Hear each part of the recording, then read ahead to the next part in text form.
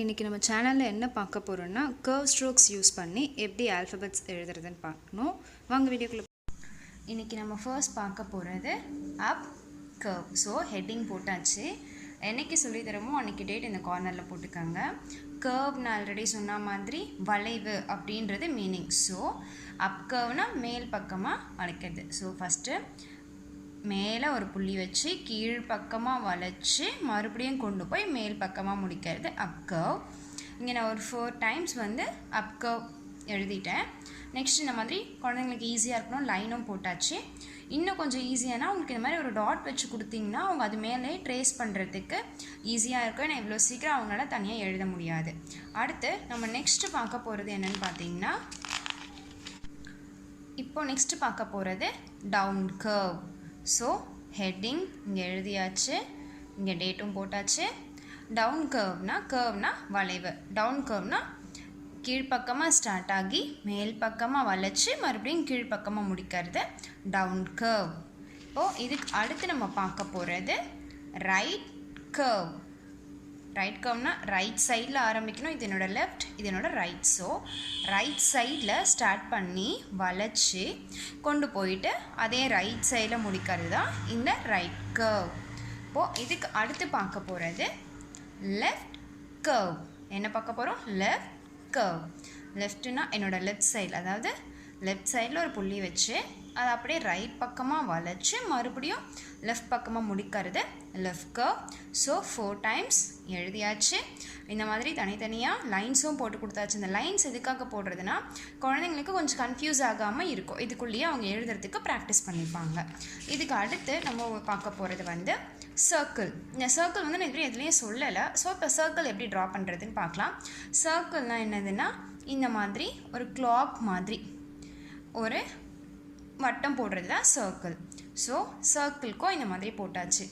இப்போது என்னென்ன curve strokes பார்த்துருக்கோம்? Up curve, down curve, circle, right curve and left curve. இதையும் குழந்தைங்களுக்கு எழுத ப்ராக்டிஸ் பண்ணி கொடுத்துருங்க. இப்போது நெக்ஸ்ட் என்ன பார்க்க போகிறோன்னா, இந்த கர்வ் ஆல்ஃபபெட்ஸ் என்னென்ன இருக்குதுன்னு பார்க்க போகிறோம். ஃபர்ஸ்ட் பார்க்க போகிறது லெட்டர் பி.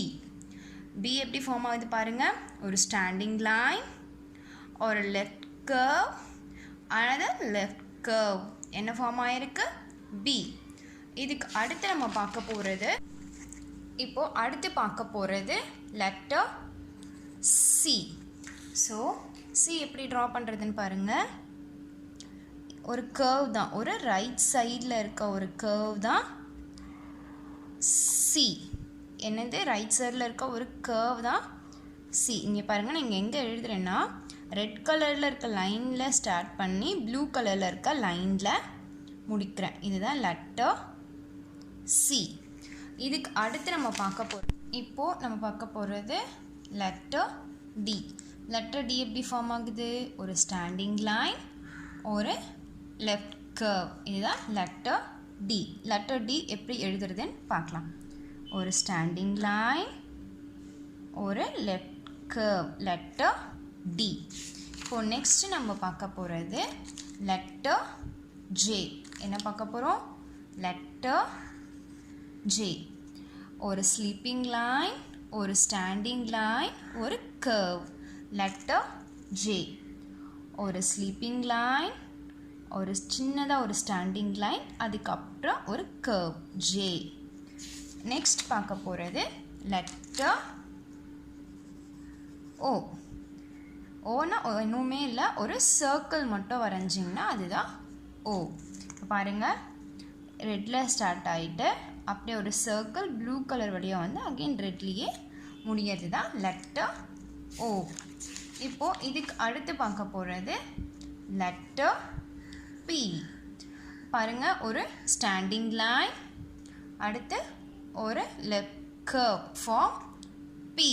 என்ன ஃபார்ம் ஆகிருக்கு? பி. ரெட் கலரில் ஸ்டார்ட் ஆகிட்டு ப்ளூ கலர் லைனில் முடியுது. ஒரு ஸ்டாண்டிங் லைன், ஒரு லெஃப்ட் கர்வ் பி.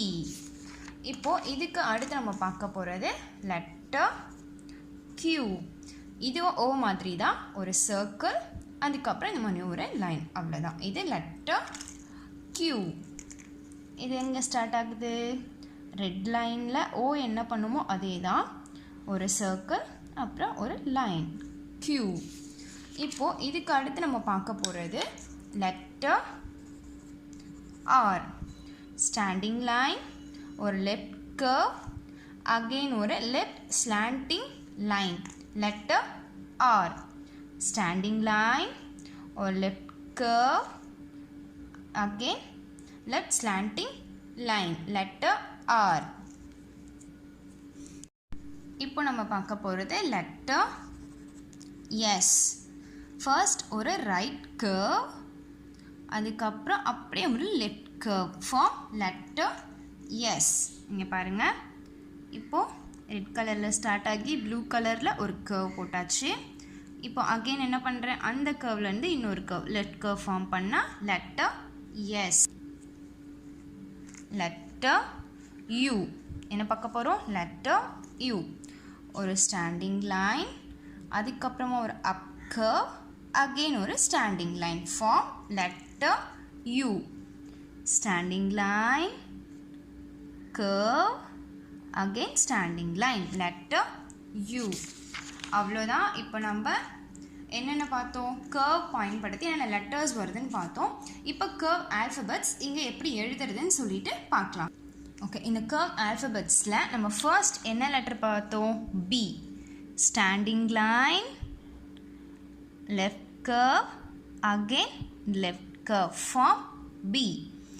இப்போ நெக்ஸ்ட் ஒன்றும் இல்லை, ஒரு கர்வ் மட்டும் வரைஞ்சிங்கன்னா அதுதான் C. என்னது, C. நெக்ஸ்ட் ஒரு ஸ்டாண்டிங் லைன், ஒரு லெஃப்ட் சைட் ஒரு கர்வ் D. Again G. ஒரு ரைட் கர்வ், ஒரு sleeping line G. Again next J. ஒரு ஸ்லீப்பிங் லைன், ஒரு சின்னதாக ஒரு ஸ்டாண்டிங் லைன், அதுக்கப்புறம் ஒரு கர்வ். என்ன ஃபார்ம் ஆகும், J. Again circle O. next ஒரு standing line, ஒரு left curve P. next ஒரு circle, ஒரு line Q. next R. standing line, left curve, left slanting line R. S. or right curve or left curve. Yes, பார்த்தீங்கன்னா தெரியும் எந்தெந்த லைனில் touch ஆகுதோ அதே மாதிரி குழந்தைங்களுக்கு எழுதி கொடுங்க. இப்போ நெக்ஸ்ட் ஒரு standing line, curve, again standing line U. இப்போ இதில் எத்தனை இருக்குன்னு கவுண்ட் பண்ணுங்கள், 1 2 3 4 5 6 7 8 9 10 11. ஸோ 11. இப்போ கர்வ் ஆல்ஃபபெட்ஸ் எத்தனை இருக்குது, 11 இருக்குது. இப்போ பார்த்தீங்கன்னா கர்வ் ஆல்ஃபபெட்ஸ் சூப்பராக ஃபார்ம் ஆகிடுச்சு. இப்போ நெக்ஸ்ட் நம்ம என்ன பார்க்க போகிறோம்னா, ஆல்ரெடி வீடியோவில் நான் போட்டிருந்தேன் லைன் ஸ்ட்ரோக்ஸ் யூஸ் பண்ணி எப்படி ஆல்ஃபபெட்ஸ் எழுதுறதுன்னு சொல்லிட்டு. இங்கே வந்து கர்வ் ஆல்ஃபபெட்ஸ் எப்படி எழுதுறதுன்னு பார்த்தாச்சு.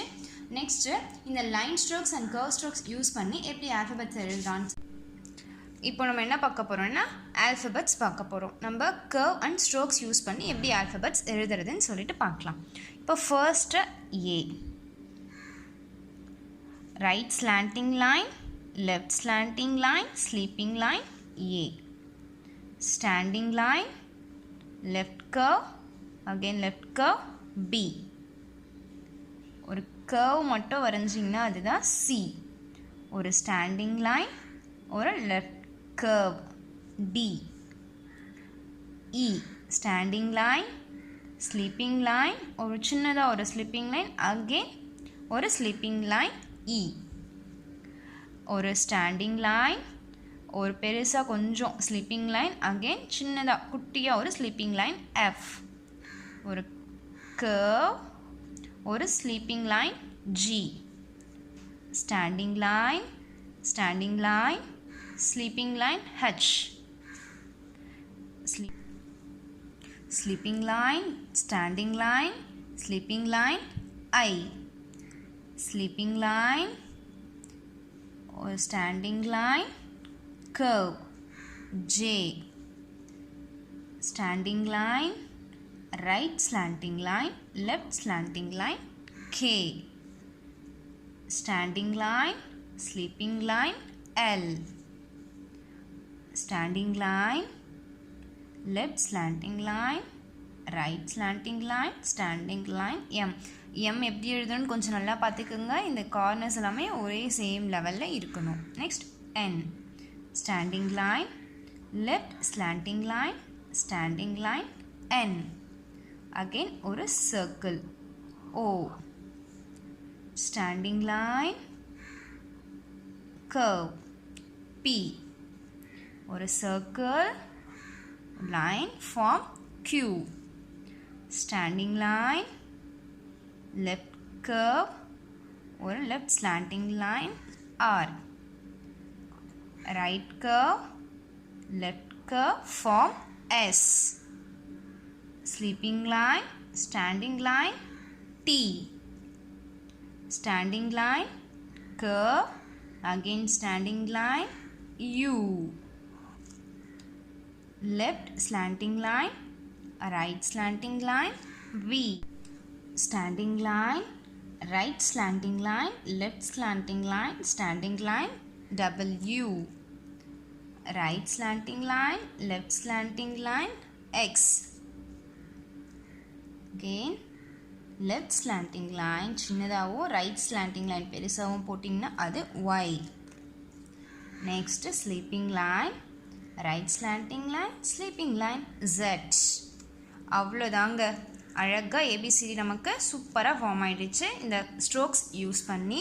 நெக்ஸ்ட் வீடியோவில் நம்ம ஸ்மால் ஏபிசிடி எப்படி எழுதலான்னு பார்க்கலாம். தேங்க்யூ ஃபார் வாட்சிங். மறக்காமல் என்னோடய சேனலை சப்ஸ்கிரைப் பண்ணிவிடுங்க. அப்போ தான் நெக்ஸ்ட்டு வர வீடியோஸை உங்களால் பார்க்க முடியும்.